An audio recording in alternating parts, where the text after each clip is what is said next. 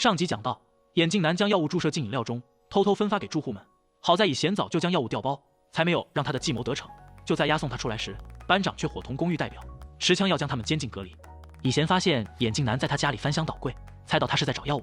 眼镜男认为他的妻子就是靠吃那个药才活下来，如果遇到危险，他也要吃那个药物自救。公寓代表通知住户们一起开会讨论，新春忍无可忍，让他们要开会就去公寓代表家，反正他家里空空如也，就算这里全部的人都进去也很宽敞。以贤劝说新春冷静一点，住户们也打算去看看公寓代表家。班长让以贤安心在家隔离，过几天没有状况，他们也会放心了。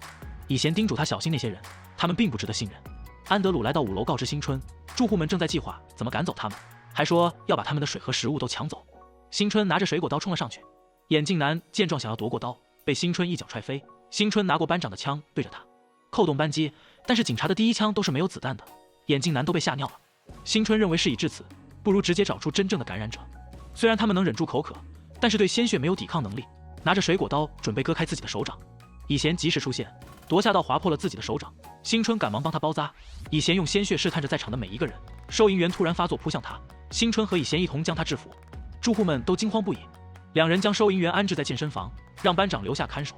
他先带以贤回去处理伤口。这时收银员恢复了清醒，以贤让新春先去询问状况，他可以自己回去处理伤口。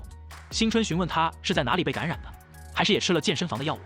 原来他当时在超市就被感染了，躲避感染者的时候腿被割伤了，担心被他们知道就不能进入公寓。新春询问安全通道里那条沾血的毛巾是不是他扔的，收银员否认。班长听到高尔夫球场传来声音，牧师正劝说短发女的哥哥出面指控新春被感染了，回头看到新春的身影，立马吓得落荒而逃。牧师回到家，看到带血的刀和满地的血迹，忍不住想喝水，擦拭地上的血迹时再也控制不住对血液的欲望。班长觉得很愧疚，所以打算就去健身房那待着。新春让他打起精神，以后有烦恼就直接说出来，将手枪还给他，让他不要再背叛了。新春斥责以贤的行为太过冲动，看着他的伤口心疼不已。住户们又聚在一起讨论，牧师以身体不适没来参加，清洁大妈也不见了。律师让他们快点找出感染者，不是只要用血就可以了吗？以贤将杯子和刀递给他，打算用他的血来找出感染者。众人都不愿意。安德鲁拿过刀划开了自己的胳膊，以贤拿着血液试探住户们，但是并没有人有反应。中尉告知韩警官，重症患者中有新的变异，感染者可以调整发病时间，在不被发现的时候发作。上面要他们尽快给出解决方案，但是很难抓获变异了的感染者。中尉给会长注射了镇定剂，可以保持10分钟的清醒，但也可能再也醒不过来了。韩警官告知他，他的葬礼已经办完了。民众们对于他自愿接受临床实验的事都十分赞赏，也有可能收到国家的功勋奖章。会长让他不要得意，他的妻子和孩子也会变成他这样。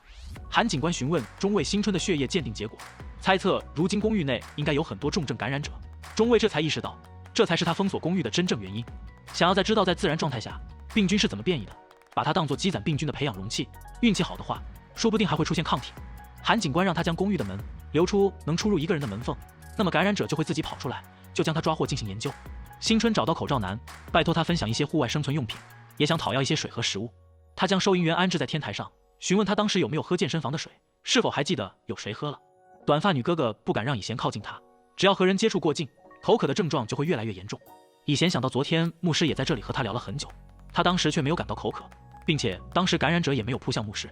牧师不停地做着祷告，却控制不住对墙上血液的欲望，闻着垃圾桶里纸上血液的味道。这时公寓代表将血液带了回来，想要抓住感染者，挽回他在公寓的地位。公寓代表回到房间，牧师再也忍不住了。公寓代表出来看到丈夫嘴上的血迹，惊声尖叫。新春告知以贤，当时的健身房的水牧师喝过了。以贤也意识到当时感染者没有咬他，是因为他已经被感染了。两人前往公寓代表家确认，公寓代表躲在房间内，质问他是什么时候被感染的。牧师也曾吃过药物，一直在拼命忍耐着，也尝试过喝自己的血止渴，但是都没有用，想着干脆自首去健身房隔离。公寓代表担心这件事情被人知道，就更没有可能成为住户代表了，让他就待在房间里，会每天给他送饭。突然外面没有了声音，打开门，家中也没有人影。新春和以贤来到了这里，以贤进去屋内查看，新春似乎察觉到了异常。牧师已从安全通道逃离，看到眼镜男后疯狂追赶他。眼镜男冲进屋内，律师男和长发女衣衫不整在家里。眼镜男没有来得及关门，牧师直接冲了进来。新春赶到却难以抵挡，以贤再次隔开自己的手掌吸引牧师，两人终于合作将他制服。眼镜男偷偷打开阳台的窗户，引诱牧师过来，牧师直接从楼上摔了下去。公寓代表赶到这里，看着楼下丈夫的尸首，认为是新春和以贤害死了他。律师男担心眼镜男已经被感染了，让长发女去他家住，但长发女知道眼镜男是假破产，他的钱都存在了银行，只要知道密码就可以都抢过来。长发女回到眼镜男家中，四处翻找，想要找出密码的线索。新春重新给以贤包扎伤口，虽然知道牧师的死是一个意外，但还是觉得很难受。公寓代表看到丈夫的尸体还在楼下，此时有人敲门，打开门却没有人。清洁工夫妇来到新春家，向他们讨要水和食物，甚至还将收银员的水都抢了过来。看到上面写的15楼，猜测他家里一定有很多储备。新春担心他们都会去骚扰口罩男，住户们都聚集在15楼，让他将资源分享出来。新春和以贤赶到将他们赶走，他感到很歉疚，都是因为他的拜托，他们才会找上门来。以贤看到他有很多储备，希望他能分一些给住户们。口罩男告诉他们，敬老堂下面有个紧急电源，如果将它打开，整栋楼的水电都能恢复，但是发电机的声音特别大，很容易把感染者都聚集过来。关于是否分享物资，明天早上再给他们答复。新春找出他当时在特警队研修时收到的衣服，打算送去给口罩男以示感谢。韩警官妻子知道自己时日不多，想要先将孩子生下来，叮嘱丈夫千万不要放弃他们的孩子。夫妻俩都十分痛苦。中尉告知韩警官，已经不能再推迟生产时间，必须要做出选择了。韩警官原本想要放弃孩子，但是担心流产后妻子的身体机能衰弱，感染状况可能会变得更严重。中尉让他必须在2个人当中选择一个人。韩警官从来就只有一个选择。中尉告知他，新春的血液分析结果出来了，在里面发现了抗体。以贤在卫生间扯开衣服，胸口的伤口已经发黑，是那时和牧师打斗的时候被抓伤的。本集的内容到这里就结束了。